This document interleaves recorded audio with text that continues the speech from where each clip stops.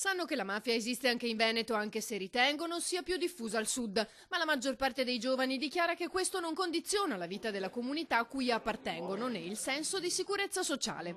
Anche questo è emerso dalla ricerca del Centro Studi Universitari di Studi e Ricerche in Scienze Criminologiche e Vittimologia di IUSVE, presentata da Don Ciotti insieme a un'altra ricerca svolta dall'Associazione Libera. Fondamentale il tema della legalità e del suo significato.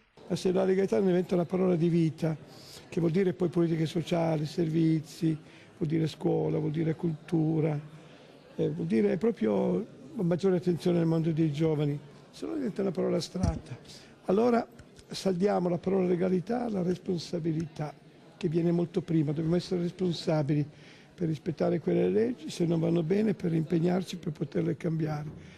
Poi è certamente importante, le leggi devono tutelare i diritti e non i poteri delle persone o i privilegi. Le leggi devono garantire l'uguaglianza, la dignità, la libertà della gente. Don Ciotti ha affrontato insieme ai ragazzi anche la questione dei beni confiscati alla mafia. L'inquietudine da parte di molti di noi è sulla vendita all'asta a privati dei beni. Noi lottiamo perché sia l'estrema ratio, ma a privati la vendita, eccetera. Perché loro sono molto capaci di camuffare, di avere prestanomi, società di comodo. Qualcuno semplifica dicendo sì, ma intanto poi li riprendiamo. No, ma parliamoci chiaro, facciamo in modo di essere più chiari, più forti, più trasparenti.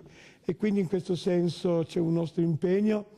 Essendo quella legge è stata voluta da 1 milione di persone, proposta da deputati, ma 1 milione di persone. E già allora noi parlavamo dell'estrema ratio.